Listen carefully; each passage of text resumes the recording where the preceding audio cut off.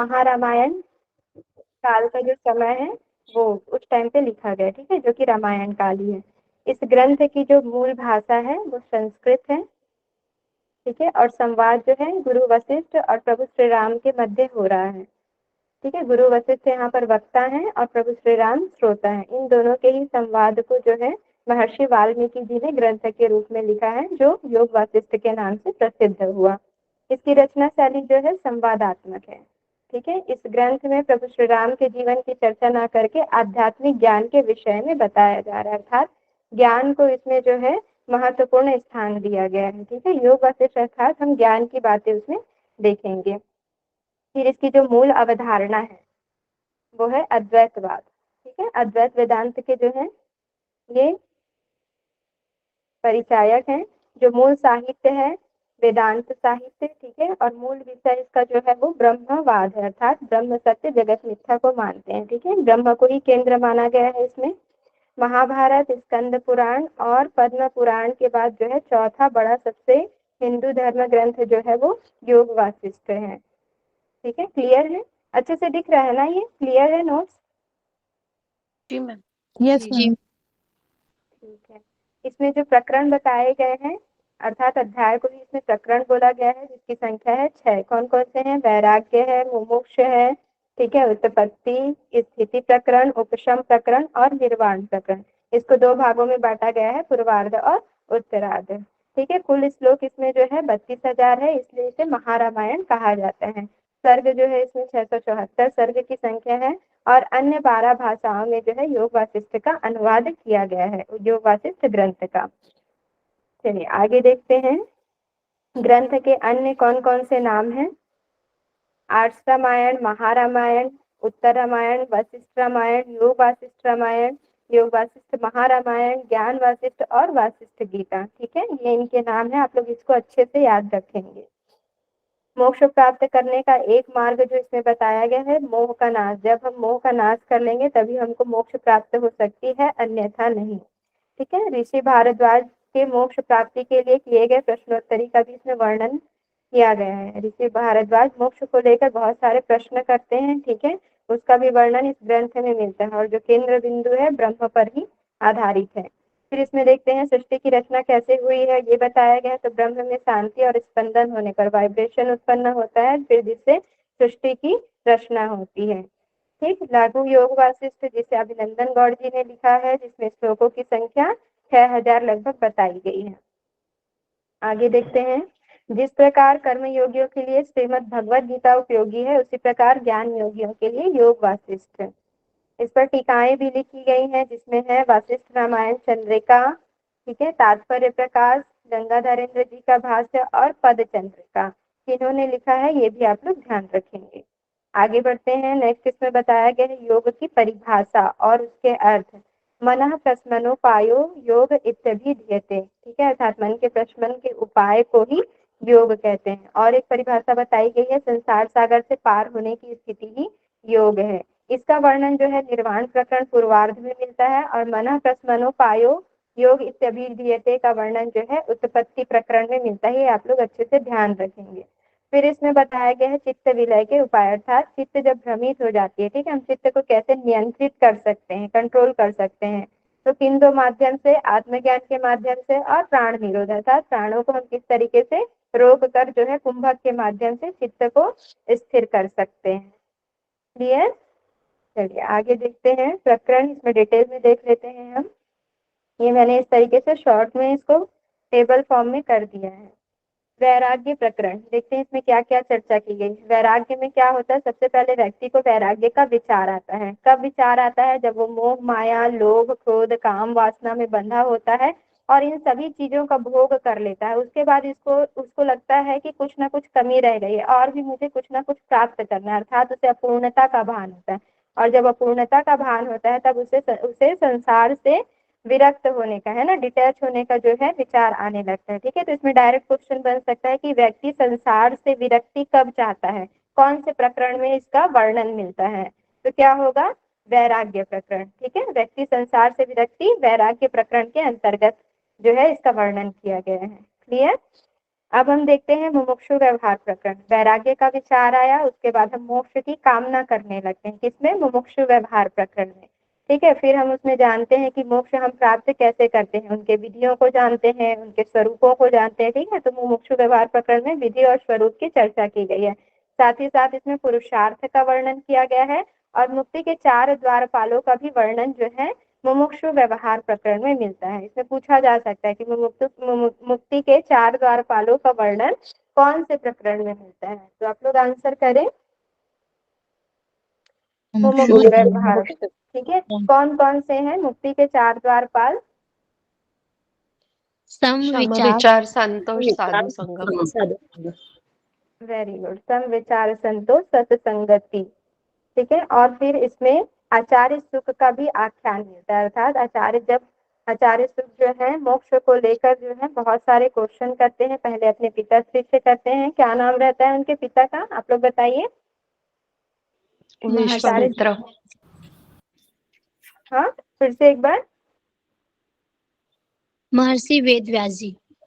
हाँ जी, जिन्हें और अन्य नाम से भी जाना जाता है कृष्ण कृष्ण द्वैपायन। द्वैपायन। बहुत बढ़िया संतुष्टि जी। ठीक है, विश्वामित्र जी नहीं होंगे। ठीक है, चलिए उसके बाद हम देख लेते हैं उत्पत्ति प्रकरण। उत्पत्ति प्रकरण में मोक्ष प्राप्ति के लिए किस प्रकार से, किस माध्यम की आवश्यकता होती है। हमने वैराग्य जान लिया, मोक्ष के लिए वैराग्य उत्पन्न होता है, फिर हम उसकी कामना करते हैं, उसके बाद हम उसको प्राप्त कैसे कर सकते हैं। तो संसार की उत्पत्ति है ना, संसार के माध्यम से, अर्थात शरीर का उत्पन्न होना जरूरी है। ठीक है, तो इसमें बताया गया है सृष्टि जो है मन की उत्पत्ति है, मन का भ्रम जो है जगत है। ठीक है, मन से ही सृष्टि की उत्पत्ति होती है। क्वेश्चन आ सकता है कि मन का भ्रम क्या है, तो मन का भ्रम जगत है। इसमें जीव और चित्त को एक बताया गया है। मनोलय शरीर को सत्कर्म में लगाने के लिए कहा गया है। ठीक है, अर्थात मन में मतलब लीन होकर हम जो है अपने शरीर को अच्छे कार्यों में लगाएं। और फिर इसमें जीव की 14 श्रेणियों का भी वर्णन मिलता है, ये आप लोग ध्यान रखेंगे। ज्ञान और अज्ञान की 7 भूमियों का वर्णन भी जो है उत्पत्ति प्रकरण में बताया गया है। ठीक है, ज्ञान की 7 भूमियां कौन कौन सी हैं बताइए। शुभेच्छा, विचारणा, तनुमानसा, सत्वापत्ति, असंगति, पदार्थ भाविनी, तुर्यगा। हाँ हाँ, कर सकती। और अज्ञान की 7 भूमियां कौन कौन सी हैं? बीज जागृत, जागृत, महाजागृत, स्वप्न जागृत, सॉरी जागृत है, हम्म उसके बाद स्वप्न जागृत है, फिर हम्म जागृत स्वप्न, उसके बाद सुसुप्ति है। हम्म। एक जागृत भूल गए। जागृत आएगा, हाँ जागृत, स्वप्न, फिर स्वप्न, उसके बाद फिर सुषुप्ति। ठीक है, एक बार और इसको आप लोग देख लें। चलिए आगे मैंने लिखा हुआ है उसमें देखेंगे फिर। चलिए स्थिति, उसके बाद स्थिति प्रकरण हम देख लेते हैं। अब हमने क्या, वैराग्य का विचार आया, मोक्ष की कामना हमने कर ली, कैसे प्राप्त करना है, शरीर के माध्यम से संसार की आवश्यकता है, ये भी हमने जान लिया। अब संसार में आ गए तो हमारी स्थिति कैसी होनी चाहिए, हमारा रहन सहन कैसा होना चाहिए, हम ब्रह्म भाव में किस प्रकार से स्थित हो सकते हैं, ये सारी चीजें बताई गई है स्थिति प्रकरण में। ठीक है, उसके बाद यहाँ पर जीव की 3 अवस्थाएं बताई गई हैं, कौन कौन सी, जागृत, स्वप्न और सुषुप्ति। सूर्यावस्था आगे बताई गई है। फिर ज्ञानी और अज्ञानी का जो भेद है वो भी बताया गया कि किस तरीके से ज्ञानी जो है अपने आप को अकर्ता समझता है और जो अज्ञानी होता है स्वयं को ही कर्ता समझता है, उसमें मैं का भाव होता है ना, कि सारा चीज मैं ही कर रहा हूँ। लेकिन जो ज्ञानी होता है वो क्या होता है कि मैं तो केवल एक निमित्त मात्र हूँ, बाकी जो कर रहे हैं वो सब ईश्वर के माध्यम से हो रहा है। ठीक है, फिर उसके बाद हम देख लेते हैं उपसम प्रकरण। उपसम प्रकरण में अभी संसार में आए हैं तो कुछ ना कुछ समस्याएं तो उत्पन्न होंगी, बाधाएं होंगी, है ना। तो उन समस्याओं का हम समाधान किस तरीके से कर सकते हैं, क्या क्या उपाय हैं, वो बताई गई है किसमें, उपसम प्रकरण में। ठीक है, जिसमें पुरुषार्थ का भी महत्व बताया गया है, योग सिद्धि के लक्षण के उपाय बताए गए हैं।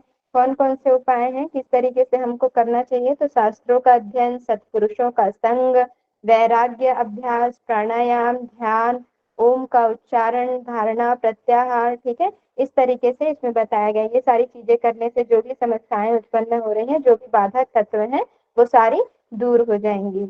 उसके बाद है निर्वाण प्रकरण। निर्वाण प्रकरण में हमने देखा हुआ था जीव की इसमें 7 भूमियां बताई गई है ना। सूर्यावस्था अर्थात समाधि को प्राप्त करने के लिए क्या क्या है? श्रवण है, मनन है, निधिध्यासन है, विलापनी है, सुषुप्त रूप है, ब्रह्म रूप और सूर्यागावस्था। ठीक है, इसको सीक्वेंस में भी पूछ सकता है, तो आप लोग इसको ध्यान रखेंगे। ये जीव की 7 भूमियां हैं, ठीक है, सूर्यावस्था को प्राप्त करने के लिए। फिर है इसमें चित्त के विनाश का निरूपण बताया गया है, साथ ही साथ इसमें विद्या और अविद्या का वर्णन किया गया है। योग की परिभाषा बताई गई है कि संसार सागर से पार होने की स्थिति जो है योग कहलाती है। ठीक है, और यो क्या था एक मन प्रस्मनो उपायों वाला, वो कौन से प्रकरण में बताया गया है? उत्पत्ति उत्पत्ति में। Very good. फिर इसमें प्राण एवं अपान की गति को हम किस तरीके से तत्वों के माध्यम से जान सकते हैं, ये बताया गया है। सांख्य और अष्टांग योग द्वारा परम पद की प्राप्ति कैसे होती है, इसकी भी चर्चा जो की गई है किसमें? निर्वाण प्रकरण पूर्वार्ध में की गई है। ठीक, अब देखते हैं हम उत्तरार्ध में क्या बताया गया है, किसकी चर्चा की जा रही है। तो यहाँ पर जो है जीव के स्वरूप व स्वभाव के बारे में बताया जा रहा है कि उनका स्वरूप कैसा होता है, स्वभाव कैसा होना चाहिए। विराट पुरुष का वर्णन, ये आप लोग अच्छे से ध्यान रखेंगे। विराट पुरुष का वर्णन जो है निर्वाण प्रकरण के उत्तरार्ध में मिलता है। फिर संसार के 4 बीज बताए गए हैं। इन 4 बीजों का नाश करके ही हम मोक्ष की प्राप्ति कर सकते हैं। कौन कौन से हैं वो? संवेदन है, भावना है, वासना है और कल्पना। जब तक हम इन 4 बीजों का नाश नहीं करेंगे, तब तक हमको जो है मोक्ष की प्राप्ति नहीं हो सकती। ठीक है, चलिए आगे बढ़ते हैं। इस तरीके से सारे प्रकरण हमने देख लिए, जो मुख्य मुख्य पॉइंट था। और देख लेते हैं निर्वाण प्रकरण में और किन चीजों की चर्चा की गई है। तो चित्त को शांत करने के उपाय, जो कि हमने पहले ही देख चुका है, ब्रह्म ज्ञान अर्थात आत्मज्ञान के माध्यम से, और दूसरा है प्राण निरोध। ठीक है, फिर निर्वाण प्रकरण पूर्वार्ध में ही योग की पद्धति की चर्चा की गई है। ठीक है, सूर्यावस्था को प्राप्त करने के लिए क्या क्या है? एकत्व की दृढ़ भावना है, मनोलय है और प्राण निरोध। इनके माध्यम से जो है हम सूर्यावस्था को प्राप्त कर सकते हैं। एकत्व की दृढ़ भावना, हमको जो है भावना करनी चाहिए जिससे हम ब्रह्म भावना को प्राप्त कर सकते हैं। ठीक है, अभाव भावना जागृत हो सकता है और केवल भावना, इसके अंतर्गत 3 भावनाएं आती हैं, ये आप लोग ध्यान रखेंगे। फिर मनोलय, मन को लीन करने के क्या क्या उपाय बताए गए हैं। तो ज्ञान युक्ति, संकल्प भावना, भोगों से वैराग्य, वासना का त्याग, अहंकार का त्याग करके, असंग का त्याग करके, कर्तव्य भाव का त्याग करके, सर्व त्याग, ठीक है, सभी चीजों का त्याग करके, समाधि का अभ्यास करके और लय क्रिया के माध्यम से जो है हम मन को लीन कर सकते हैं। ये आप लोग ध्यान रखेंगे, लय क्रिया। ठीक है, मनोलय के उपाय हैं मन को लीन करने के। फिर हम देखते हैं प्राण निरोध। पूरक, रेचक और कुंभक के अभ्यास से हमारा शरीर जो है, प्राण जो है मेरु के समान, मेरु पर्वत, ठीक है, मेरु पर्वत के समान स्थिर हो जाता है। कुंभक के अभ्यास से जो है प्राण स्तंभित हो जाता है। वैराग्य और अभ्यास के माध्यम से जो है हम अपने प्राण को नियंत्रित कर सकते हैं। ठीक, परम कल्याण का ध्यान करके व्यसन क्षय, निरोध की विशेष युक्ति, परमार्थ ज्ञान, शास्त्र एवं सज्जनों का संग करके सांसारिक प्रवृत्तियों से मन को हटाकर जो है हम अपने प्राण को नियंत्रित कर सकते हैं। ठीक है, और ये भी ध्यान रखेंगे कि आदि और व्याधि का जो वर्णन किया गया है वो भी निर्वाण प्रकरण में किया गया है। चलिए आगे देखते हैं। मुक्ति के 4 द्वारपाल, जो कि सम, विचार, संतोष और साधु संग है। देख लेते हैं सम व्यक्ति को कैसे होना चाहिए। ठीक है, तो सम ही शिव है। यहाँ पर बताया जा रहा है जो सम व्यक्ति होता है वो शिव के, मतलब शिव की उपाधि दी जाती है। ठीक है, तो यहाँ पर बताया जा रहा है कि सम ही शिव है। भ्रांतियों का जो निवारण है वो शांत व्यक्ति ही कर सकता है। समयुक्त व्यक्ति परम शुद्ध और विष्णु तुल्य होता है। ये आप लोग ध्यान रखेंगे, ये क्वेश्चन किया जा सकता है कि समयुक्त व्यक्ति कैसा होता है। तो परम शुद्ध होता है और विष्णु तुल्य होता है। ठीक है, शांत पुरुष जो है संसार में श्रेष्ठ है। किसे संसार में श्रेष्ठ माना गया है, ऐसे क्वेश्चन भी आ सकता है। तो शांत व्यक्ति को, ठीक है, शांत पुरुष को देखते हैं। और जो शांत पुरुष होता है उसका स्वरूप कैसा होता है? तो परम सुख, उसका जो स्वरूप होता है परम सुख होता है। ठीक है, फिर हम देखते हैं विचार। विचार वाला व्यक्ति कैसा होता है? तो विचार वाला व्यक्ति जो अच्छे विचार वाला होता है, ठीक है, उसकी बुद्धि तीक्ष्ण होती है, परम पद का दर्शन करता है, ठीक है। बुद्धि तीक्ष्ण होगी तो वो परम पद का भी दर्शन कर पाएगा, अर्थात परमात्मा का दर्शन कर पाएगा। संसार रूपी रोग की जो है महा औषधि है। अच्छे विचार जो है संसार रूपी रोग की महा औषधि है। अविचार से जो है बुद्धि सूक्ष्म हो जाती है, ठीक है। अगर गलत विचार आ रहे हैं, गंदी धारणाएं आ रही हैं, तो हमारी जो बुद्धि होती है वो सूक्ष्म हो जाती है। और इसमें बताया गया है जिसमें विचार नहीं है, मतलब यहाँ पर अविचार, जिसमें विचार ही नहीं है, वह व्यक्ति जो है दरिद्र होता है और दुखी होता है, ठीक है। विचारहीन व्यक्ति कैसा होता है, ऐसा क्वेश्चन भी आ सकता है। तो क्या होता है? दरिद्र होता है और दुखी होता है। अब यहाँ पर विचार वाला व्यक्ति क्या होता है? तो उदासीन हो जाता है, ठीक है। विचार वाला व्यक्ति जो होता है उदासीन होता है। अब यहाँ पर देखते हैं हम विचार से क्या होता है। अच्छे विचार से, अच्छे विचार आते हैं तो तत्व ज्ञान की प्राप्ति होती है। हम मतलब यथार्थ ज्ञान को, वास्तविक ज्ञान को ग्रहण करने का सामर्थ्य होता है हमें, ठीक है। जिससे फिर आत्मा में शांति होती है। आत्मा शांत होता है तो मन भी शांत हो जाता है। जब मन शांत होता है तो सारे दुखों का नाश हो जाता है, और जो है हम किसमें? परम ब्रह्म में एकाग्र हो पाते हैं, लीन हो पाते हैं, ठीक है। और इस विचार का जो स्वरूप है वो परम ज्ञान है, ठीक है। शांत का जो स्वरूप है वो परम सुख है, और विचार का जो है स्वरूप वो परम ज्ञान है, ठीक है। संतोषी व्यक्ति कैसा होता है देखते हैं। संतोषी व्यक्ति जो होता है परम श्रेय व परम सुख कहा जाता है, ठीक है। संतोष व्यक्ति को परम श्रेय व परम सुख कहा जाता है। उससे बड़ा सुखी कोई नहीं है इस संसार में। संतोषी व्यक्ति के मुख पर सदैव लक्ष्मी विराजमान रहती है, ठीक है। और इसका जो स्वरूप है वो परम लाभ है। ये आप लोग ध्यान रखेंगे। चलिए आगे देखते हैं। साधु संग अर्थात सत्संगति हमारी कैसी होनी चाहिए? अच्छी होनी चाहिए, बुरी होनी चाहिए, ये यहाँ पर बताया जा रहा है। तो सत्संगति से उत्पन्न विवेक रूपी पुष्प की रक्षा करते हैं। जो सत्संगति से उत्पन्न होता है, ठीक है, वो यहाँ पर जो है उपमा दी जा रही है कि विवेक रूपी पुष्प की रक्षा करने के भांति होती है अच्छी संगति, ठीक है। वे मोक्ष को प्राप्त होते हैं। जो अच्छी संगति में रहते हैं जो व्यक्ति, वो मोक्ष को प्राप्त करते हैं।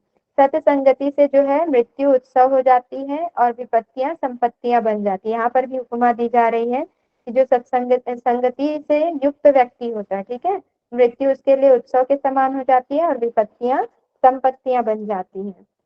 फिर बुद्धि को बढ़ाने वाली होती है। यहाँ पर सत्संगति की विशेषता बताई जा रही है।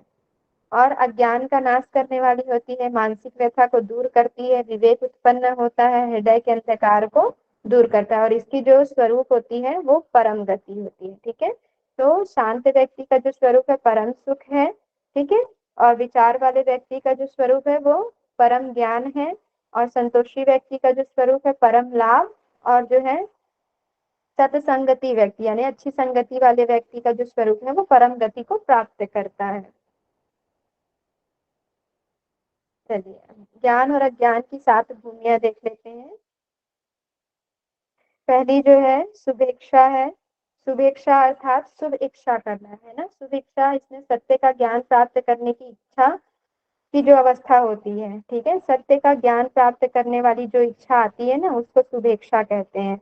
वैराग्य धारण करने की जो इच्छा आती है उसको हम शुभेच्छा कहते हैं। ये मैंने शॉर्ट में लिखा हुआ है, आप लोग इसे एक बार देख लेंगे, ठीक है। फिर विचारणा, हमने शुभेच्छा कर लिया, ठीक है। अब विचारणा अर्थात हम चिंतन मनन करेंगे, अर्थात प्लानिंग करेंगे, क्या? मोक्ष प्राप्त करने के लिए।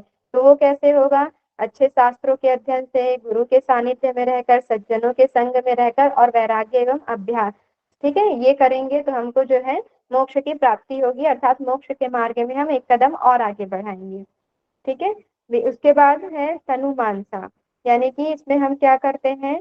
अपने मन को सूक्ष्म कर लेते हैं, अपने विचारों को सूक्ष्म कर लेते हैं, इंद्रियों को विषयों से हटा लेते हैं, ठीक है। मन का सूक्ष्म हो जाना तनुमानसा। शुभेच्छा और विचारणा के अभ्यास से इंद्रियों को अपने विषय से डिटैच हो जाना, ठीक है। जब इंद्रियां जो है अपने विषय से डिटैच हो जाती है अर्थात विरक्त हो जाती है, तब वो तनुमानसा कहलाती है। उसके बाद आता है सत्वापत्ति। सत्वापत्ति में क्या होता है? पहली 3 अवस्थाओं के अभ्यास से। कौन कौन से? शुभेच्छा, विचारणा, और जब हम तनुमानसा का अभ्यास कर लेते हैं उसके बाद जो है हमारी चित्त जो है पदार्थ से विरक्त होकर शुद्ध आत्मा में स्थित हो जाती है, ठीक है, तब वो सत्वापत्ति कहलाती है। उसके बाद है असंशक्ति। तो प्रथम 4 के अभ्यास से शुभेच्छा विचारणा तनुमानसा और सत्वापत्ति, जब हम इन सब के अभ्यास में जो है अभ्यास करने लगते हैं, है ना, तो आंतरिक और बाह्य प्रकार से सभी प्रकार से विषयों से जो है डिटैच हो जाते हैं, यानी कि इसमें दृढ़ स्थिति हमारी जब हो जाती है तब उसे हम असंशक्ति कहते हैं। ठीक है, फिर है पदार्थ भावना, इसमें स्थिति और दृढ़ हो जाती है। ठीक है, बाह्य आंतरिक सभी पदार्थों का इसमें अभाव हो जाता है, अर्थात जो गुड बेटर और बेस्ट की जो स्थिति होती है ना, वो बताया जा रहा है यहाँ पर, तो वो पदार्थ भावना कहलाएगा।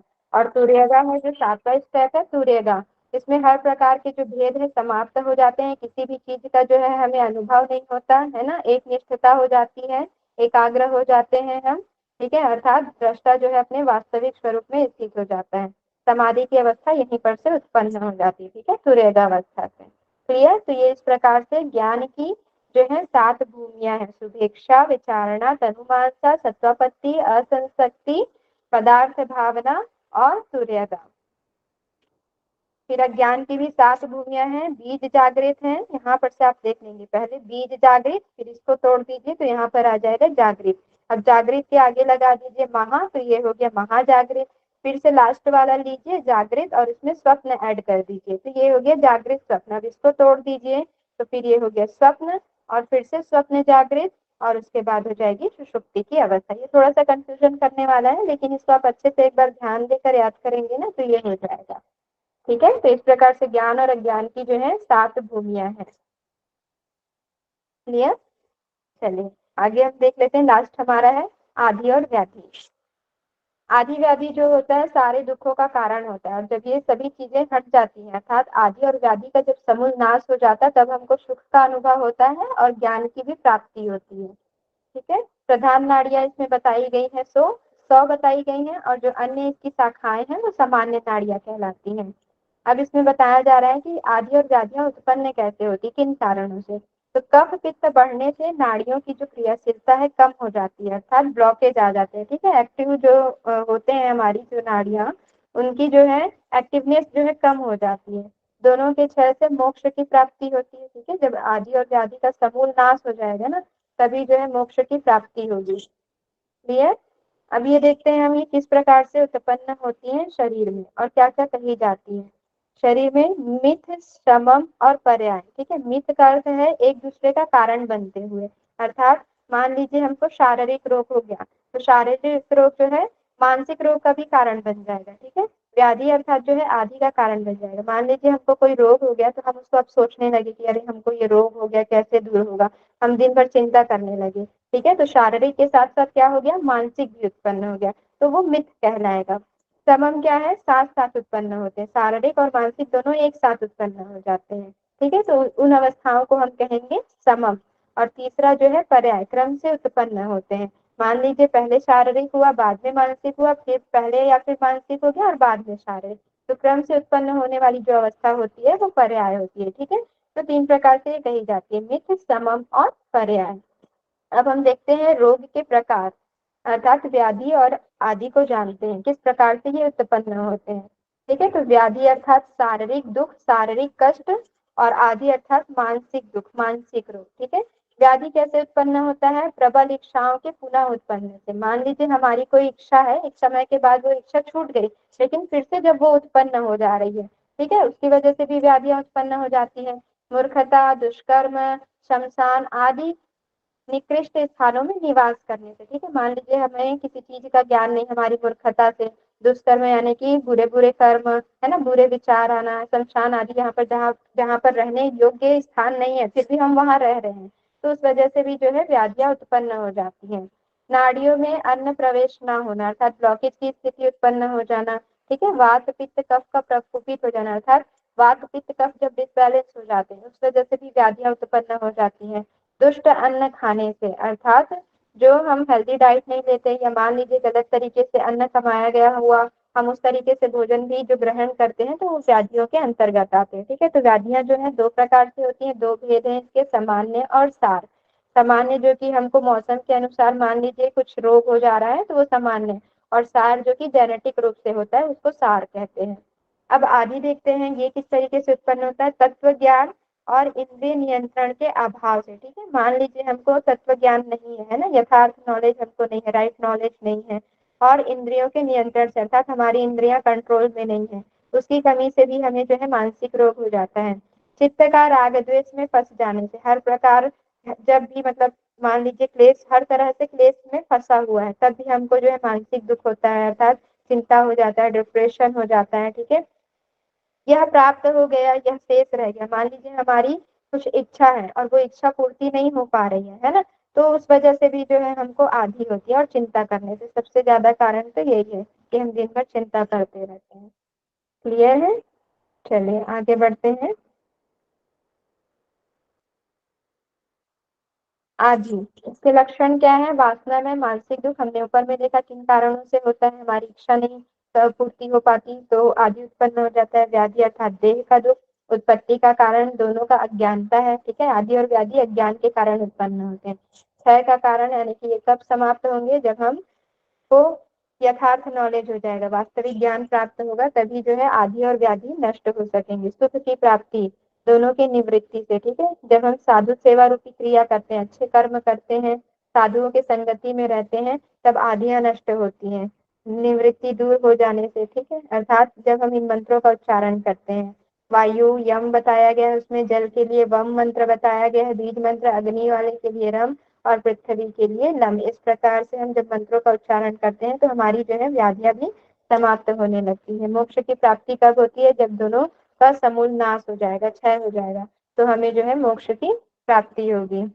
ठीक है, ये हमने देखा हुआ है, व्याधि के जो दो प्रकार होते हैं, सामान्य है ना, व्यवहार से उत्पन्न होते हैं और इसकी निवृत्ति, इच्छित वस्तु की प्राप्ति जो है आदि का क्षय कहलाती है, और सार वस्तु है ना, जन्म से उत्पन्न होती है, जेनेटिक होता है, और आत्मज्ञान से ही इसकी निवृत्ति हो सकती है। क्लियर है? चलिए आगे देखते हैं। मनोदैहिक विकार इसमें बताया गया है। मनोदैहिक विकार अर्थात जब हमारा मन दूषित होता है तो प्राण भी दूषित हो जाता है, और जब हमारा प्राणमय कोश दूषित होता है तो हमारा अन्नमय शरीर जो है वो अन्नमय कोश भी दूषित हो जाता है। इस प्रकार से जो है मनोदैहिक विकार उत्पन्न होते हैं, अर्थात ये क्रमशः जो है मन से प्रारंभ होता है और शरीर में आकर फिर ये रह जाता है। ठीक है, आदि से उत्पन्न होने वाले रोग आधीज कहलाते हैं, और आदि से न उत्पन्न होने वाले जो रोग उत्पन्न नहीं होते हैं उन्हें अनाधीज कहते हैं। ये आप लोग ध्यान रखेंगे। चलिए आदि और व्याधि की अवधारणा पंचकोश से हम समझ लेते हैं कि किस प्रकार से आदि और व्याधि जो है उत्पन्न होता है। ठीक है, आनंदमय कोश जो हमारा होता है, पांच कोश है ना, आनंदमय, विज्ञानमय, मनोमय, प्राणमय और अन्नमय। तो हम अंदर की लेयर से बाहर की ओर चलते हैं। ठीक है, तो आनंदमय कोश में हमारा वात पित्त कफ जो है समावस्था में होता है, अर्थात बैलेंस होता है। फिर विज्ञानमय कोश में जब हम आते हैं तो दोषों की सूक्ष्म प्रक्रिया इसमें प्रारंभ हो जाती है। ठीक है, मतलब पूर्णतः से इसमें पूरी रूप नहीं लिया हुआ है, जो रोग है वो इसमें प्रक्रिया प्रारंभ हुई है। फिर मनोमय कोश में जो आते हैं, जब आते हैं तो वात पित्त कफ की असम स्थिति अर्थात डिसबैलेंस होना प्रारंभ हो जाता है, और यहीं से जो है आदि की शुरुआत होती है। फिर प्राणमय कोश में क्या होता है, मनोमय कोश से उत्पन्न हुई प्राण को दूषित करता है। ठीक है, मनोमय कोश में जो है आदि उत्पन्न हो गई, और आदि उत्पन्न होने के बाद जो क्या है, प्राणमय कोश को दूषित कर दी, और प्राणमय जब कोश दूषित हो गया तो उससे जो है हमारा अन्नमय कोश भी दूषित हो जाता है, अर्थात हमारा शरीर दूषित हो जाता है, और यहीं से व्याधियां जो है उत्पन्न हो जाती हैं। क्लियर है? ये डिटेल में मैंने क्लास में पढ़ाया हुआ था, तो ये हमारा लास्ट हुआ। क्लियर है सभी को? मेरी आवाज आ रही है ना? जी जी मैम। जी मैम। चलिए ठीक है, फिर किसी को कोई डाउट हो तो पूछ लीजिए, फिर हम क्वेश्चन आंसर करते हैं। Please continue. जी क्या बोल रहे हैं? मेरे कोई मैम, डाउट नहीं है आप। नहीं चलिए आपने बहुत अच्छा पढ़ाया, अभी रिवीजन भी बहुत अच्छा करवाया। मेरा बस थोड़े से एक दो डाउट हैं, जो अभी बताया ना वो शायद मैं उस टाइम सुन नहीं पाई थी।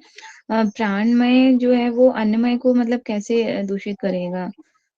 देखिए, प्राणमय के पहले, उसके पहले क्या आता है, हमारा जो मनोमय कोश होता है ना, वहां पर वात पित्त जो कफ है वो डिसबैलेंस होना शुरू हो जाती है। तो डिसबैलेंस हो रही है तो ब्लॉकेज की स्थिति उत्पन्न हो रही है हमारे नाड़ियों में, तो क्या हुआ, जो हमारी प्राण नलियां हैं वो भी तो प्रवाहित हो रही है ना, हम ठीक से श्वास प्रश्वास की गति क्रिया नहीं कर पा रहे हैं।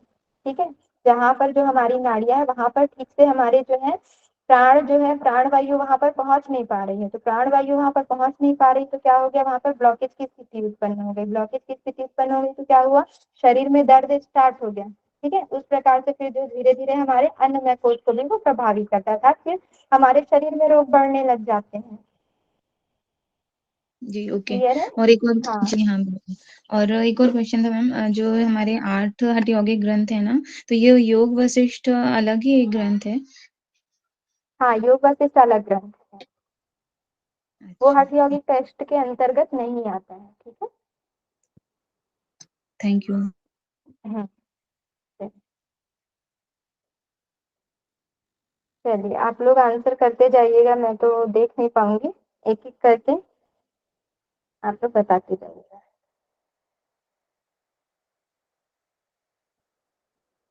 चलिए पहला क्वेश्चन है, योग वशिष्ठ के अनुसार मोक्ष प्राप्ति के स्तंभ है संतोष, विचार, वैराग्य और विवेक। आंसर करेंगे।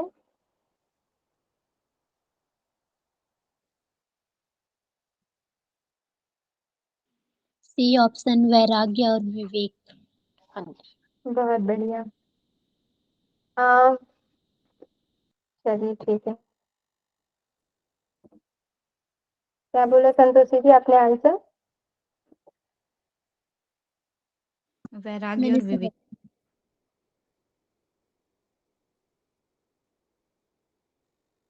विचार और 3 और वैराग्य। 4 दो और तीन ना, विचार और वैराग्य। और अच्छे से सोच लीजिए। हम संतोष और विचार आएगा ना? संतोष और विचार आएगा मैम। हाँ, हाँ इसीलिए तो मैं बोल रही हूँ। क्षमा विचार संतोष साधु संग आएगा ना? ठीक, इसका आंसर होगा 1 और 2 सही होगा ना। मोक्ष की प्राप्ति के स्तंभ है, देखिए विवेक है, लेकिन जो ग्रंथ में वर्ड दिए गए हैं ना हमको उसको लेना है। ठीक है, विचार का मैंने बताया था कि विवेक बुद्धि होता है, लेकिन ग्रंथ में क्या दिया गया है, विचार दिया गया है, इसलिए इसका आंसर होगा संतोष और विचार। ठीक है, तो जो शब्द दिए गए हैं ना उसी शब्द को हमको लगाना है। उसके पर्यायवाची हम जैसे कि मान लीजिए 84 आसन दिए हैं, क्या भगवान आदिनाथ जी ने दिए हैं, फिर अगर उसका उसमें आ जाएगा कि आदिनाथ शिव शंकर, तो हम क्या लगाएंगे, आदिनाथ ही लगाएंगे ना। उसी तरीके से हमको यहाँ पर भी ध्यान रखना है। ठीक है, तो जो वर्ड दिए गए हैं उसी को लेकिन लगाना है। इसमें तो मैम वो द्वारपाल के लिए 4 दिए थे, तो मोक्ष के लिए भी आपने रख दिया। हाँ तो द्वारपाल कौन से, मुक्ति के ही तो है ना, मुक्ति के 4 द्वारपाल। ठीक है, मुक्ति अर्थात मोक्ष। ठीक है, चलिए आगे बढ़ते हैं। दूसरा है, आदि शब्द से आप क्या समझते हैं?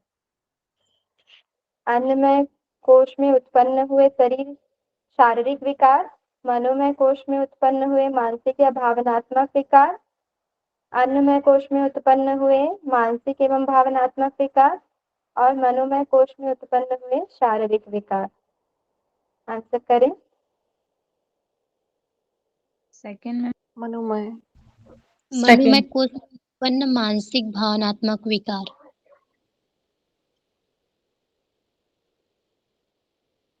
बहुत बढ़िया। चलिए नेक्स्ट क्वेश्चन है, योग वासिष्ठ के अनुसार ज्ञान के निम्नलिखित अवस्थाओं को उचित क्रम में व्यवस्थित करें। सत्वपत्ति, विचारणा, सुभेक्षा, तनुमानसा। Second option. बी। और कोई बताएं। शुभेच्छा आएगा पहला, फिर विचारना, तनुमानसा और सत्वपति। बहुत बढ़िया स्मिता जी, वेरी गुड। चलिए बाकी सभी अच्छे से आंसर कर रहे हैं, आता है।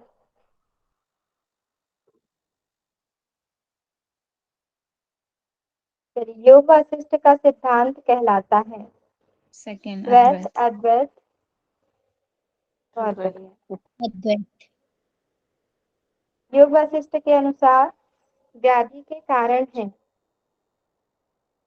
राग व द्वेष, ज्ञान का अभाव, कफ और पित्त का संतुलन, अशुद्ध आहार। कुछ दिया गया है यहाँ पर। व्याधि तीनों। सी नंबर। कौन? थर्ड, हाँ जी, थर्ड और फोर्थ। जी। बहुत बढ़िया। इसका आंसर हो जाएगा सी। ठीक है, चलिए नेक्स्ट क्वेश्चन है। योग वासिष्ठ के अनुसार आदि के कारण है कफ और पित्त का प्रकोप, राग और द्वेष, अशुद्ध आहार, इच्छा पूर्ति ना होना। आदि के कारण है। ऑप्शन फोर्थ ऑप्शन बी 2 और 4। 2 4। 2 और 4 होगा, हाँ। राग द्वेष और अच्छा। राग द्वेष और इच्छा पूर्ति न होना। बहुत बढ़िया, 2 और 4 से है। ठीक है, डी इसका आंसर होगा। चलिए नेक्स्ट क्वेश्चन है। योग वासिष्ठ के अनुसार योग की निम्नलिखित अवस्थाओं को उचित क्रम में व्यवस्थित करें। देखिए यहाँ पर आ गया ये सीक्वेंस में करने के लिए। योग की श्रवण अवस्थाएं मनन दी गई है। निधिध्यास विलापनी यानी ब्रह्मपद ऐसा है। जी जी। थर्ड एक ऑप्शन बार और थर्ड ऑप्शन बोलिएगा, एक बार और श्रवण बोलिएगा। से चलो बोला। श्रवण श्रवण मनन मनन विलापनी निधिध्यासन। ब्रह्मविद। हाँ संतोषी जी, आप पहले विलापिनी बोल रहे हैं। यस मैम, पहले मैम विलापनी है। श्रवण पहले मनन विलापनी है, फिर निधिध्यासन विलापिनी और ब्रह्मविद। ब्रह्मविद। हाँ जी। सी जी ऑप्शन आ हेमलता जी जाएगा। बोलिए, हेमलता जी श्रवण बोलिए। श्रवण मनन निधिध्यासन श्रवण विलापिनी मनन और ब्रह्मविद। निधिध्यासन विलापिनी और ब्रह्मविद। बहुत बढ़िया। ठीक है, तो पहले ऑप्शन सी निधिध्यासन आएगा। आ जाएगा फिर विलापिनी। हाँ, इसका राइट आंसर होगा। चलिए योग वासिष्ठ के अनुसार योग वासिष्ठ में निम्नलिखित में से किस पर बल दिया गया है? ज्ञान ज्ञान पर। योग। ज्ञान योग। ज्ञान बहुत योग। बढ़िया। योग वासिष्ठ अनुसार मनुष्य को विभिन्न लोकों में ले जाने का कार्य कौन करता है? मनुष्य को विभिन्न लोकों में ले जाने का कार्य कौन करता है? शुभेच्छा, विचारणा, सद्भावना और तनुमांसा। विचारना। विचारना। तीनों लोकों में। और कोई बताना चाहेंगे?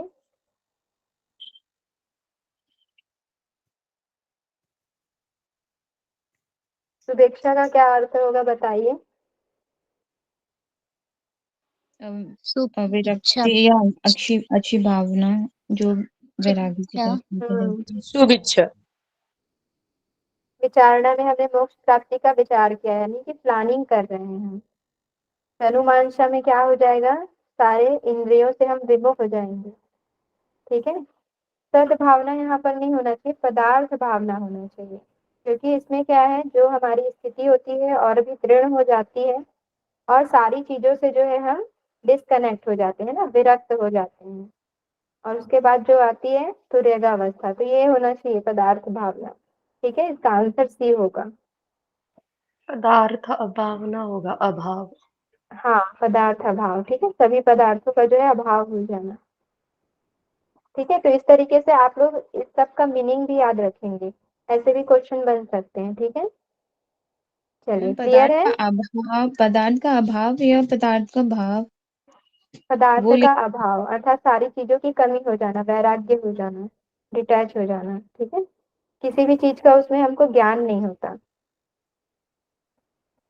क्लियर है। चलिए मैम तो नेक्स्ट क्वेश्चन है। इसमें जो क्वेश्चन है वो तो लोकों में ले जाने वाला है, ऐसा करके बोल रहे हैं ना। तो हाँ, तो इसमें वही है ना, हम मोक्ष की ओर बढ़ रहे हैं ना,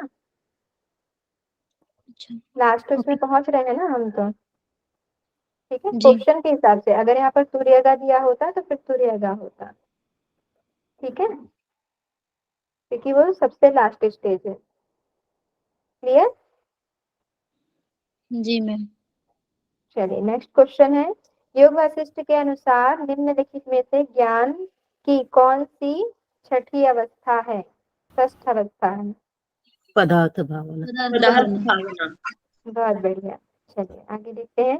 योग वासिष्ठ के अनुसार शास्त्रों का अध्ययन, मनन, सत्पुरुषों का संग एवं वैराग्य ज्ञान की कौन सी भूमिका है, भूमिया है अर्थात?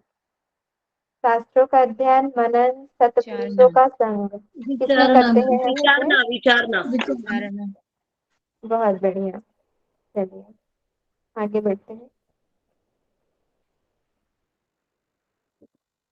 योग वशिष्ठ के अनुसार मुक्ति के 4 द्वारपाल कौन से हैं?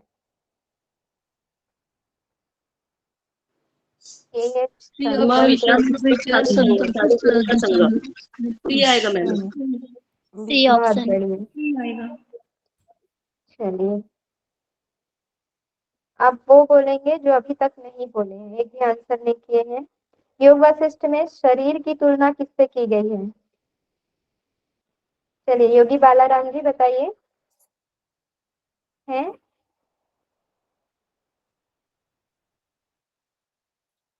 चलिए राधिका मैम, योग वशिष्ठ में शरीर की तुलना किससे की गई है राधिका मैम? नीता जी हैं? जी मैम, वृक्ष से की गई है।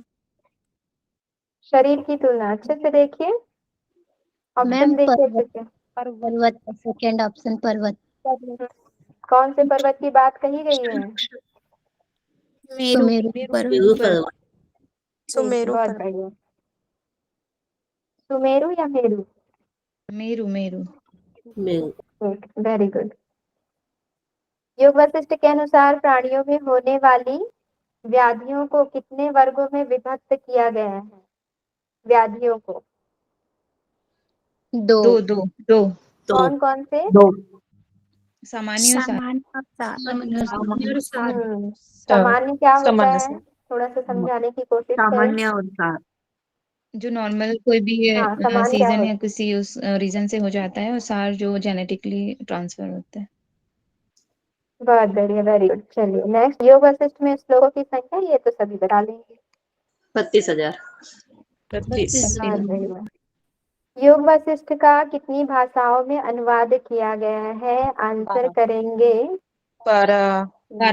12 आदि व्याधि का जड़ से नाश किसके द्वारा होता है? आंसर करेंगे कौशल्या जी। आवाज नहीं आ रही बहुत देर से। हैं? ज्ञान से मैम, भी। बहुत बढ़िया। चलिए योग वशिष्ठ के अध्यायों को क्रम में लगाइए। आंसर करेंगे ओम प्रकाश जी हैं,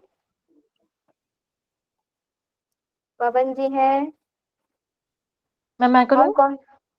हाँ हेमलता जी। नहीं, मैं परिका। हाँ जी सही करिए।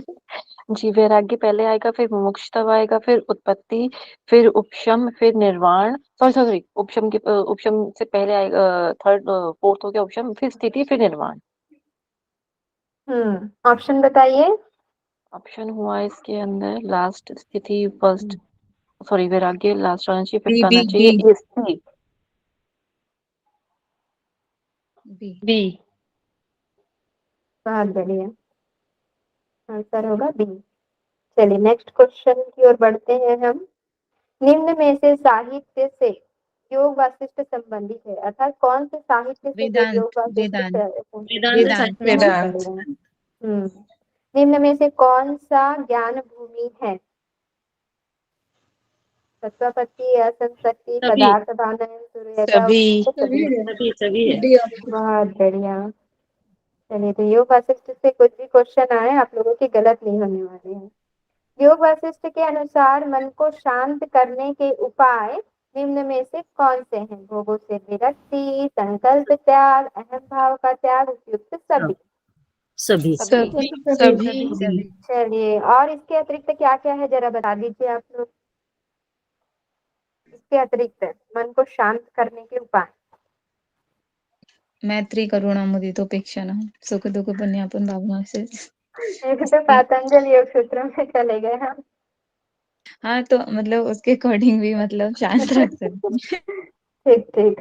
चलिए एकत्व की दृढ़ भावना कैसी होनी चाहिए? किन किन चीजों को बताया गया इसके अंतर्गत बताइए। और क्या क्या भावना होनी चाहिए? वैराग्य का पूरक रेचक कुंभक बताए हैं। परम कल्याण का ध्यान करना, अभ्यास और वैराग्य। हाँ, एकत्व की दृढ़ भावना के अंतर्गत आता है ये। ब्रह्म अभाव और केवल भावना। हाँ बहुत बढ़िया संध्या मैम। संतोषी जी गलत हो गए आप। पूरक रेचक कुंभक प्राण निरोध के उपाय हैं। हाँ। आत्मज्ञान और प्राण निरोध वो उसका। चलिए ठीक है, आगे बढ़ते हैं। अभी मैं इतनी खुशी से बोल रही थी कि आप लोग के क्वेश्चन गलत नहीं होंगे, लेकिन संतोषी जी ने क्या कर दिया। चलिए नेक्स्ट क्वेश्चन है, कोई बात नहीं। देह मन बुद्धि आदि तत्व को उनके कारण तत्व में लीन कर देने की प्रक्रिया को योग वासिष्ठ में कहा गया है। क्या बोला जा रहा है क्वेश्चन, देह मन बुद्धि आदि तत्व को उनके कारण तत्व में लीन कर देने की प्रक्रिया को योग वासिष्ठ में क्या कहा गया है। मैम लय क्रिया। लय लय क्रिया। बहुत बढ़िया, ठीक है, लीन कर देना किसमें, मन में, मनोलय के उपाय। चलिए नेक्स्ट क्वेश्चन है, योग वासिष्ठ के अनुसार योग का ध्येय निम्न में से कौन सी है। आंसर करेंगे स्मिता जी।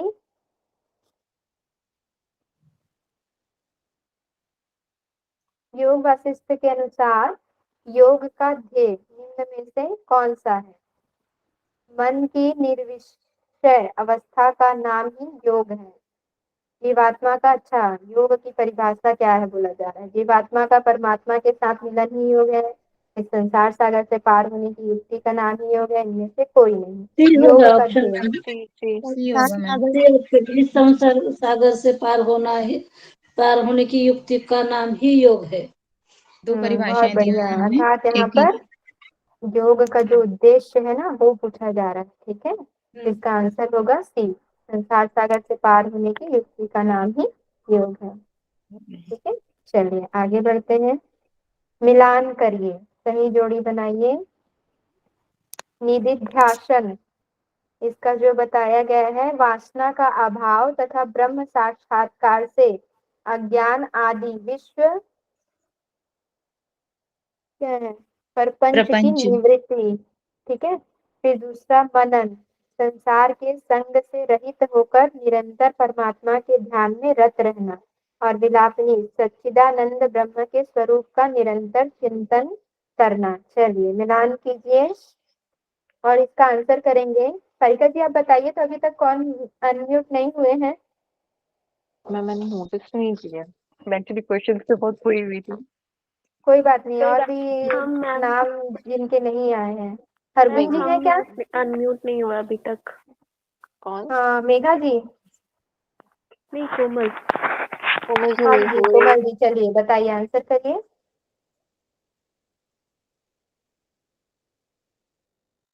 अच्छे से देखिए क्वेश्चंस, पढ़िए समझिए क्या बोला जा रहा है। यहाँ पर ना तीनों के अर्थ बता दिए गए हैं, इसका क्या मीनिंग होता है और उसका मिलान ओके। करना है।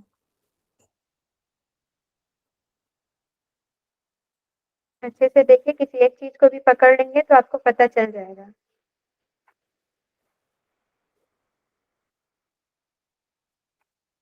इतना समय क्यों लग रहा है। मैम हम एनीवन ना कोई, समझ नहीं पा रहे हैं, मतलब मेरा ये है कि मनन का मतलब ये है संसार के संग में से रहित होकर निरंतर परमात्मा के ध्यान में रहना। हम्म तो टू का टू तो करेक्ट है ना फिर। ठीक है, और कोई बताना चाहेंगे।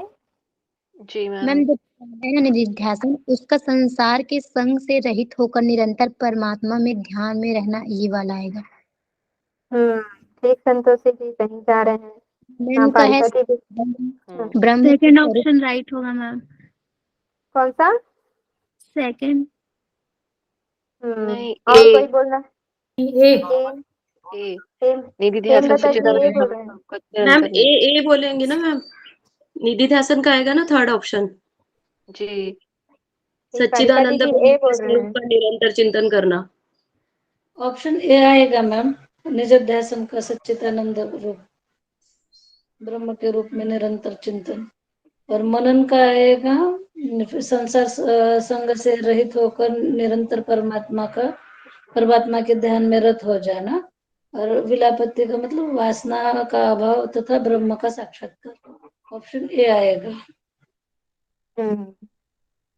और कोई कुछ कहना चाहते हैं। बी ऑप्शन में। बी होगा ठीक है, मैम। चलिए इसका आंसर हम अभी देख लेते हैं क्योंकि हमको भी लग रहा है बी। कौन सा क्वेश्चन है? 24। 24 बी। बी दिया है। क्योंकि यहाँ पर मनन का जो अर्थ है वो वही सच्चिदानंद ब्रह्म चिंतन के। करना ही मनन का अर्थ होता है मैम। हाँ, मनन क्योंकि मनन में मैटर नहीं करता कि आप संसार सागर में रह रहे हैं, कि आप वैराग्य हो चुके हैं, कि संसार में नहीं है या स्वर्ग में है, कहीं भी रहे। इसका अर्थ होता है और सच्चिदानंद ब्रह्म की स्वरूपता। निधिध्यासन यानी कोई भी चीज अप्लाई करना, तो ये अप्लाई हो रही है सेकंड में। ठीक है। और फिर दापनी का हो जाएगा वासना के अभाव में। ठीक है, तो आंसर होगा B. Clear? Thank you ma'am. जी मैम। चलिए आगे बढ़ते हैं। 25 योग वासिष्ठ के निम्न में से कौन सा प्रकरण प्रथम खंड के अंतर्गत नहीं आता है? कौन सा प्रकरण? ठीक है, प्रथम खंड के अंतर्गत। ये थोड़ा सा दिमाग लगाने वाला चीज है, लगाइए आप लोग अपना दिमाग। डी इससे निर्वाण प्रकरण। बहुत बढ़िया। इससे क्या पता चलता है कि इसमें कितने खंड हो सकते हैं? पहले के 5 है मैम प्रथम खंड में। 4 4। 2 खंड है जिसमें पहले में 5 है और दूसरे के में निर्वाण प्रकरण, उत्तरार्ध और पूर्वार्ध दोनों है। Very good. चलिए आगे बढ़ते हैं। नेक्स्ट क्वेश्चन है योग वशिष्ठ ग्रंथ का निम्न में से कौन सा दोष है? यानी कि इस ग्रंथ में कौन सा दोष है वो पूछा जा रहा है। अशुद्ध भाषा शैली, अर्थहीनता, पुनरुक्ति की अधिकता, उपयुक्त सभी। बताइए क्या हो सकता है? योग वशिष्ठ ग्रंथ का निम्न में से कौन सा दोष है? यानी इस ग्रंथ का सबसे बड़ा दोष क्या है, ये पूछा जा रहा है। सी होगा सी। ऑप्शन सी पुनरुक्ति की अधिकता। पुनरुक्ति, हाँ जी। ठीक है, कैसे समझाइए? बहुत सी बड़ा है ये। बहुत बड़ा है, उसको लिखने की दोबारा पुनः कोशिश की गई उस तरह से, मतलब तो वहाँ पुनरुक्ति कई मतलब जगह चीजें जो है बार बार रिपीट हो रही हैं। ठीक है, कहीं कहीं पर आप लोगों ने देखा होगा। हाँ श्लोक से भी देख सकते हैं, इतने सारे श्लोक रखे हैं देखकर। हाँ, श्लोक तो वो है, लेकिन पुनरुक्ति का अर्थ चीजें बार बार रिपीट होती, वही वही बार बार बातें कही गई हैं कि जीव और ब्रह्म एक है, अद्वैत को मानता है। ठीक है, और जो ये सारी राम को चीजें। दरबार में वशिष्ठ ने और इन्होंने समझाया था, फिर वही शुक को जनक राजा ने समझाया, फिर शुक ने वही आके बताया, तो ये सारी चीजें हाँ, रिपीट हो रही है। इसलिए इसका दोष है। ठीक है, बोला जा रहा है। सेम चलिए ऐसे बृहद में है। नेक्स्ट आधे क्वेश्चन ही है नहीं खत्म हो जाए। योग वासिष्ठ ग्रंथ के रचयिता निम्न में से कौन है? ये तो आप लोग महर्षि सभी वाल्मीकि। बताएंगे। महर्षि वाल्मीकि जी। हाँ, अच्छी वाल्मीकि जी। कोई वशिष्ठ जी वाले तो नहीं है ना? नहीं। लो मैम। ऑप्शन मैम नहीं है ना वशिष्ठ मैम में ये। ऑप्शन भी नहीं है, लिस्ट में नहीं है। हाँ, अगर आए तो कंफ्यूज ना हो जाना कि अरे वशिष्ठ है तो वशिष्ठ जी के नाम से तो नहीं हो रहा है। हम पढ़ भी लिए रहते फिर भी थोड़ा सा कंफ्यूजन उत्पन्न हो जाता है वहाँ पे। चलिए नेक्स्ट है योग वशिष्ठ में आदि व्याधि का वर्णन निम्न में से कौन से अध्याय के कौन से सर्ग में है? प्राण में है लेकिन सर कौन से अध्याय और कौन से सर्ग में है?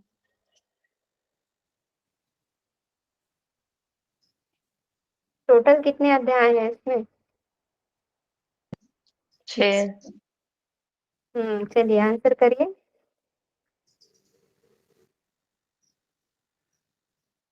अध्याय 36 के 81वां सर्ग में है, अध्याय 37 के 84वां सर्ग में है, अध्याय 35 के 40वां सर्ग में है। उपयुक्त सभी। No idea ma'am. फिर भी अगर किसी को गैस करना है नंबर तो मैम मैं उपयुक्त सभी करूंगी क्योंकि इसमें आदि व्याधि बहुत बार यूज करा है इसलिए। ठीक, और कोई? ए नंबर ऑप्शन। एक संतोषी जी का ए, कारिका जी का डी और हेमलता जी का। मेरा भी ए मैम। ठीक है, संध्या मैम का। मैम वो इना इनी मिनी कुछ करेंगे उस वक्त। चलिए, इसका आंसर ए होगा, लेकिन आप लोग क्या अध्याय 36 है? अध्याय 36 हमने पढ़ा हुआ है, इससे संतुष्ट है? अध्याय होना चाहिए 36, 37, 35। मैं 6 को देख के करी हूँ मैं तो। हम्म, यही तो, यहाँ पर अध्याय 6 होना चाहिए। क्वेश्चन ऐसे ही कई बुक में मैंने देखा हुआ है, लेकिन अध्याय 36 कैसे हो सकता है? हम लोग तो 6 ही पढ़े हैं ना अध्याय।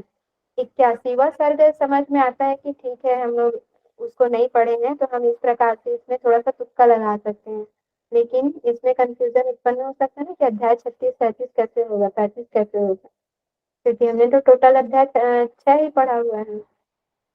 तो कोई भी टिक करेगा तो 2 मार्क मिल जाएंगे, क्योंकि गलत दिया है ऑप्शन। अगर ऐसे आते हैं तो फिर ये जो है डिलीट हो जाएंगे क्वेश्चन। अगर 6 आते हैं, यहाँ पर केवल 6 रहता है तो एक बार लगा सकते थे अध्याय 6 के 81वां सर्ग में। ठीक है, यहाँ पर अगर ऐसे क्वेश्चन आ गए तो आप लोग थोड़ा सा विचार करके लगाएं। क्लियर है? मैम लेकिन ये सर्ग कैसे याद रखें, मतलब याद नहीं रहता है। हाँ, नहीं, यहाँ पर हमको थोड़ा सा यहाँ पर दिमाग लगाना होगा ना, एक दूसरे से कनेक्ट करके। मान लीजिए अगर 6 है तो 6 में तो हमने निर्वाण पढ़ा हुआ है, तो उस हिसाब से हम यहाँ पर लगा सकते हैं कि अध्याय 6 के 81वें सर्ग में हो सकता है, क्योंकि आदि वादी हमने निर्वाण प्रकरण के अंतर्गत पढ़ा है। लेकिन अगर क्योंकि अध्याय अध्याय याद 36 और रहेगा, 37, अध्याय हाँ याद रहेगा, सर्ग याद नहीं रहता। अगर सेम अध्याय आ गए और फिर सर्ग पूछ लिया तो फिर कंफ्यूजन हो जाएगा। हाँ, इतना डिटेल तो खैर पूछेंगे भी नहीं, क्योंकि इतना डीपली नहीं जाने वाले। ठीक है, अगर इस मैम तरीके से ये आता है तो। प्रश्न आया हुआ है मैम। हाँ ये प्रश्न आया हुआ है, इसीलिए मैंने आंसर किया था ये। मैंने देखा था ये हाँ, ये प्रश्न। आया हो, और डिलीट हुआ है कि नहीं ये तो पता नहीं फिर। नहीं, ये नहीं कुछ पता आप चला, लेकिन मैंने ये हाँ देखा था प्रश्न। हाँ, तो बच्चा इसके इनके क्वेश्चन अकॉर्डिंग बोलता है। आया था, तो आप लोग इसको याद कर लेंगे। ठीक है, अध्याय 36 के 81वां सर्ग। ठीक है, चलिए फिर और क्वेश्चन करें हम लोग, हाँ कि जी मैम। उसका पीडीएफ मैं भेज दूंगी। तो दोनों भी भेज दो पीडीएफ में आपका। मैम आपके नोट्स का भी प्लीज, बहुत अच्छे नोट्स थे। मैम बहुत अच्छे नोट्स दोनों बनाए भी आपने। भेज यस। बस हाँ सही है। ठीक है, ये ना मैं नोट्स आप लोग को भेज दूंगी और ये पीडीएफ भी भेज दूंगी। तो और क्वेश्चन करें या उसके भी पीडीएफ में भेज दूं आप लोग को? मैम कर लेते हैं। मैम कर लेते हैं। कर लेते हैं मैम। चलिए ठीक है, लेकिन उसको ना मैं समय के अभाव के चलते टाइप नहीं कर पाई, तो उत्तर मेरे को शो नहीं करना है आप लोगों को।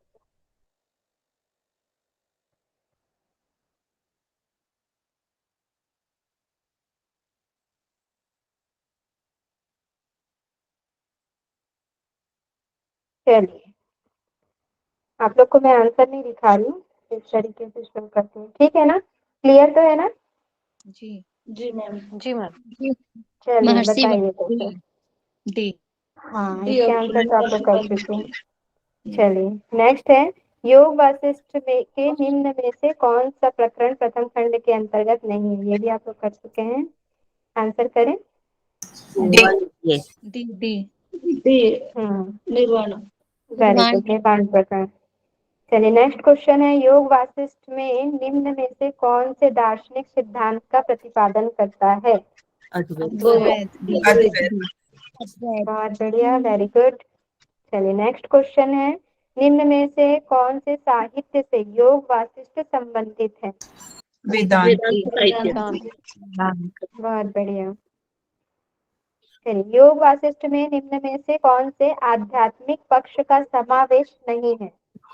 आध्यात्मिक पक्ष का समावेश मैम कूट है अर्थात क्या? डी। नहीं, पुनर्जन्म। ये केवल इतने बिना हुक के हैं। बताइए, मैम डी है किसका क्या? वर्णन किसका वर्णन नहीं मिलता है? जी डी प्रियंका डी। मैम क्या बोल रहे हैं? फोर्थ वाला हो सकता ma'am D D D. Option हो जाए, युगनद्ध। D is the correct answer. ठीक है, परम ब्रह्म का तो मिलता है वर्णन, पुनर्जन्म का भी, जीवन मुक्ति, और ये वर्ड हमको तो समझ नहीं आ रहा है, युगनध। ठीक है, तो इसका वर्णन नहीं किया गया है। चलिए नेक्स्ट क्वेश्चन है, योग वासिष्ठ से संबंधित निम्न में से कौन सा तथ्य सही है? यह शास्त्र सुबोध है, अलंकारों से विभूषित है, इसके सूत्र दृष्टांत द्वारा प्रतिपादित किए गए हैं, उपयुक्त सभी। उपयुक्त सभी। आ जाएगा उपयुक्त सभी। बहुत बढ़िया। चलिए नेक्स्ट क्वेश्चन, योग वासिष्ठ मूल ग्रंथ में कितने श्लोक हैं? सी 32,000। 32,000। बहुत बढ़िया। चलिए योग वासिष्ठ ग्रंथ का निम्न में से कौन सा दोष है? ये अभी हमने किया हुआ था, आंसर करेंगे। चलिए बहुत बढ़िया। सी। योग वासिष्ठ ग्रंथ का मूल उद्देश्य निम्न में से क्या है? आंसर करेंगे संध्या मैम। है संध्या मैम? चलिए कौशल्या जी हैं। डी आएगा मैम। सभी। G D. नहीं, ए आना चाहिए ना।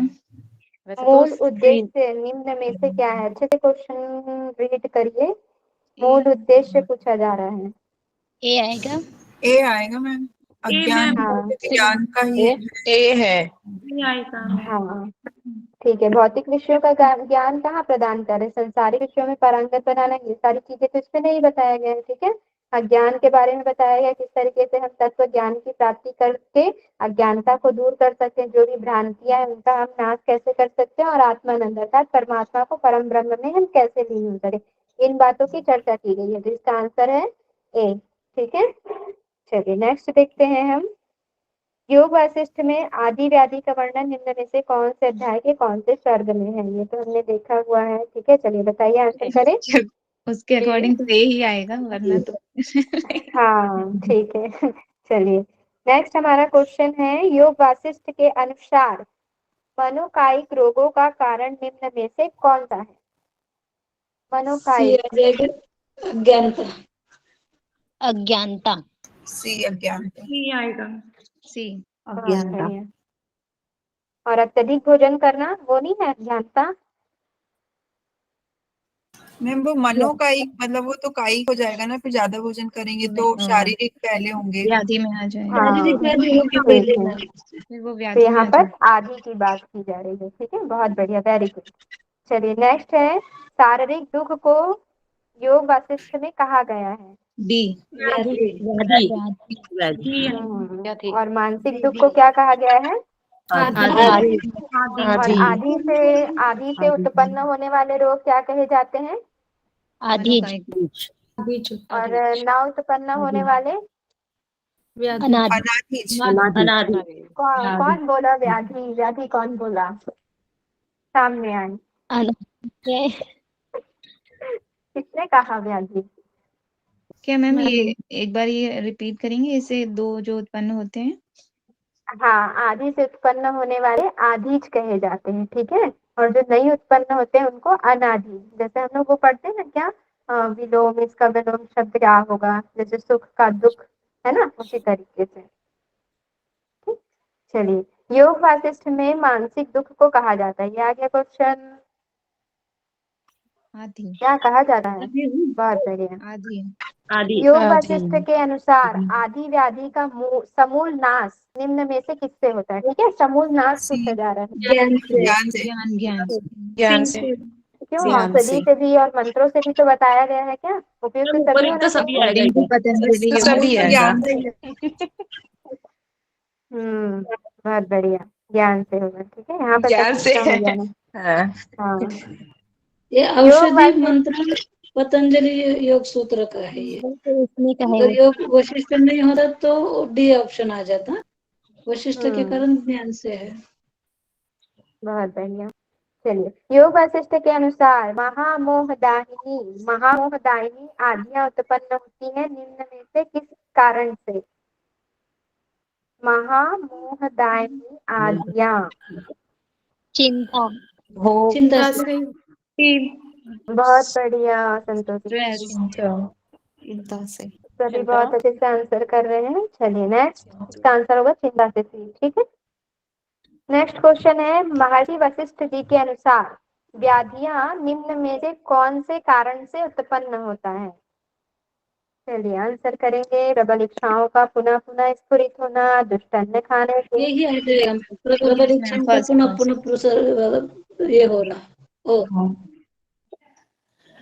हाँ, और इसका आंसर क्या होगा? डी भी हो सकता है बी मैम। होगा। बी होगा, बी हो दुष्ट सकता न है, खाने। बी। एक एक करके बोले, क्या होगा इसका आंसर? बी। बी। नहीं जी। नहीं डी। दुष्ट अन्न खाने अच्छे से। से पढ़िए भैया, गलत नहीं करने का। चलिए प्रियंका मैम, आप क्या आंसर कर रहे हैं?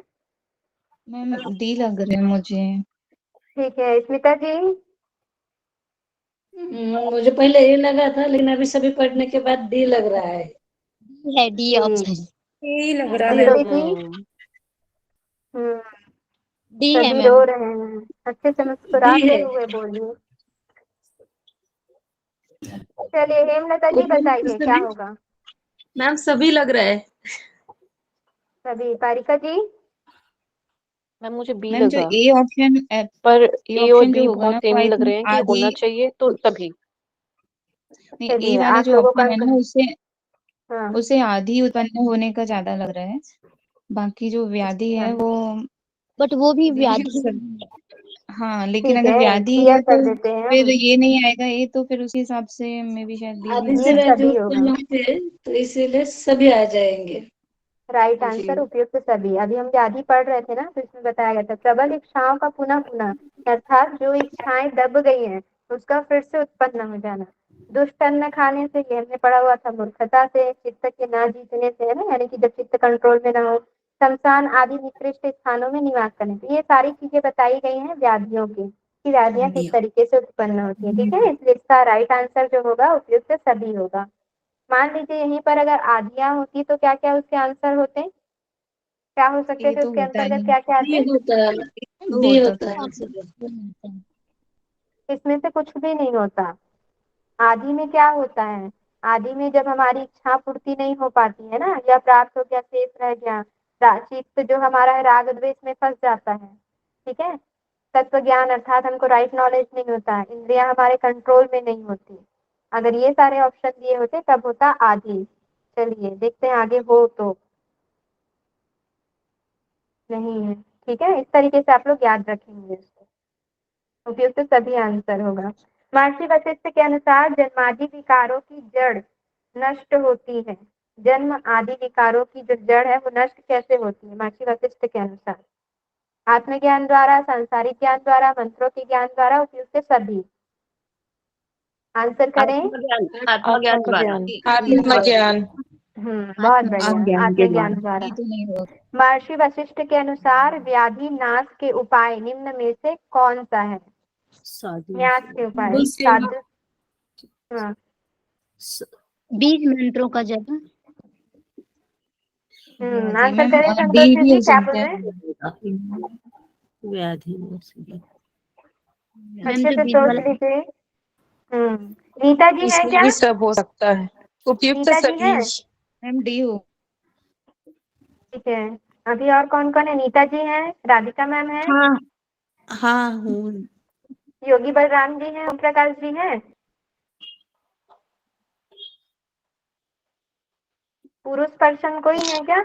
हम शायद कोई भी नहीं है, मैं रीचेक कर लेती हूँ। पुरुष तो हम सब हैं। पर नहीं है। अब कहाँ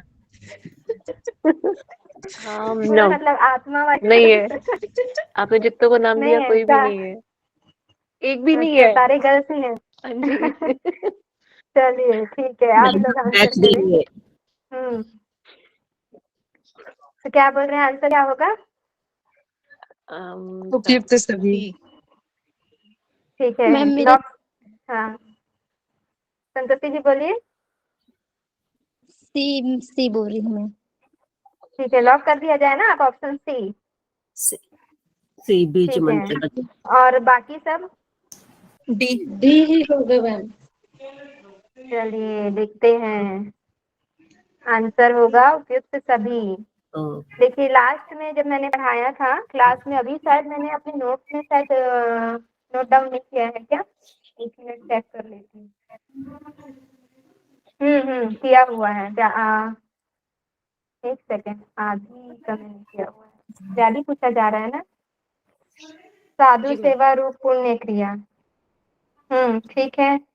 चित्त सेवा रूप भी है। ठीक है, जब हम साधुओं की सेवा करते हैं, अच्छे कार्य करते हैं, बीज मंत्रों का जाप तो बताया ही है। ठीक है, तो आंसर हो जाएगा व्याधि उपयुक्त सभी। ठीक है संतोषी जी। जी मैम। हाँ, बीज मंत्रों का भी जाप आएगा और साधु सेवा रूप पुण्य क्रिया, वो मैं जो PDF सेंड की थी ना, उसमें आप देखिएगा, उसमें कैसे जो नाश होने के उपाय हैं वो बताया गया है। ठीक है, और शायद मैंने अपने उसमें ना थोड़ा सा गलत नोट डाउन कर लिया। साधु सेवा रूपी क्रिया को मैंने आधी में नोट डाउन किया हुआ है। एक बार मैं इसको चेक कर लूंगी। ठीक है, लेकिन उपयुक्त सभी होना चाहिए। चलिए, मोक्ष के 4 द्वारपालों के नाम, इसे तो इतना बार पढ़ चुके हैं कि सभी को याद हो चुका है। बताइए। क्षमा, विचार, संतोष और साधु संगम, उपयुक्त सभी। सभी आएंगे। बहुत बढ़िया। सभी आएंगे। चलिए नेक्स्ट है, योग वासिष्ठ में ज्ञान की 7 भूमियों का वर्णन निम्न में से कौन से स्थान में मिलता है? ये भी एक क्वेश्चन आ गया है यहाँ पर, कंफ्यूजिंग क्रिएट करने वाला। लेकिन ये भी यहाँ गलत पर होगा। कोई भी आंसर देगा तो चलेगा यहाँ पे। ये अध्याय 18 और ये अध्याय 17, इनमें से कोई। ठीक है, 7 भूमियों का वर्णन। यहाँ पे कोई भी आंसर देगा तो चलेगा। देखते हैं इसका आंसर। अध्याय 18 की सर्ग 118 में है। ठीक है, ये दिया जा रहा है। ठीक है, मैं इसको ना एक बार क्लियर करके आप लोगों को बताऊंगी। ठीक है, चलिए आगे बढ़े। निम्नलिखित में से कौन सा ज्ञान भूमि है? उपर्युक्त सभी। उपयुक्त सभी। बहुत बढ़िया। चलिए नेक्स्ट, योग वासिष्ठ में निम्न में से कौन सी ज्ञान भूमि है? सभी दे दिया गया है। सभी आएगा मैम। चलिए, चलिए तो अज्ञान की भूमिया बता दीजिए। बीज जागृत, जागृत, महाजागृत, जागृत स्वप्न, स्वप्न, स्वप्न जागृत और सुसुप्ति। बहुत बढ़िया। चलिए नेक्स्ट आगे बढ़ते हैं। योग वासिष्ठ में ज्ञान की 7 भूमियों का नाम है। Repeated question. उपयुक्त सभी। सभी। बहुत बढ़िया, आगे बढ़ते हैं। निम्न में से कौन सा जोड़ा सही है? सही है। चलिए ध्यान से पढ़ेंगे इसे। निम्न में से कौन सा जोड़ा सही है? यहाँ पर डैश होना बाकी है। वैराग्य यहाँ पूर्वक पे भी मोक्ष सभी की आ इच्छा जाएगा। होना। सभी सही है ये। उपयुक्त उपयुक्त सभी। चलिए बहुत बढ़िया, ठीक है, हाँ जी मैम। आगे बढ़ते हैं। साधक के अंतःकरण में संसार के पदार्थों का अभाव हो जाने की स्थिति कही जाती है। पदार्थ भावना। पदार्थ भावना। पदार्थ बहुत भावना आ बढ़िया, जाएगा। इसका आंसर हो जाएगा ए। ठीक है, बहुत बढ़िया। चलिए यहाँ पर ये योग वासिष्ठ जो है कंप्लीट होता है। पतंजलि योग सूत्र का भी कर ले। पतंजलि। ठीक है, इसका भी करेंगे हम। हाँ, टाइमिंग देख लेते हैं, रिकॉर्डिंग में भी फिर टाइम हो जाएगा ना, उसमें ज्यादा लंबा हो जाएगा रिकॉर्डिंग। उसका आंसर सी था। तो दिख चुका है इसमें। हाँ, ठीक है, वही मैं तो ये बोली आपको मुझसे PDF, पतंजलि। हाँ ये PDF मैं आप लोगों को सेंड कर दूंगी। इसमें सारे सब्जेक्ट के दिए हुए हैं। ठीक है, ओके मैम। मतलब योग से संबंधित विषय सेकंड पेपर के। चलिए, तो मैम आपको आज की नोट्स क्लास पे भी में PDF आप भेज लोग, दीजिए अभी। हाँ मैं अभी जस्ट भेज दूंगी। आज की क्लास में आप लोगों को मजा आया कि नहीं आया? बहुत मैम। अच्छा। बहुत बहुत। चलिए आपने बहुत सिखाया बहुत ये इतना धन्यवाद अच्छा है तो एक्चुअली। मजा आ जाएगा ना। I agree with Sunita ji. चलिए, Me तो too. आप